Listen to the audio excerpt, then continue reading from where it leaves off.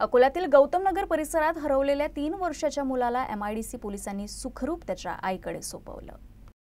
अकोल्यातील गौतम नगर परिसरात चहा नाश्ताच्या हॉटेल समोर रडत असलेला अंदाजे 3 वर्षाचा मुलगा आढळून आला। सतीश शिरसाट यांनी मुलाची चौकशी केली असता त्यांना आपलं नाव पियुष असं सांगितलं। परिसरात विचारपूस करूनही मुलाची ओळख पटली नाही, त्यामुळे तात्काळ डायल 112 वर माहिती देण्यात आली। MIDC पोलीस ठाण्याचे पोलीस कर्मचारी सतीश प्रधान, अनिल दांदळे, भगवान अकमार आणि अजय गुजर यांनी घटनास्थळी जाऊन मुलाला ताब्यात घेतलं आणि त्याच्या आई वडिलांना शोधण्यासाठी तपास मोहीम सुरू केली।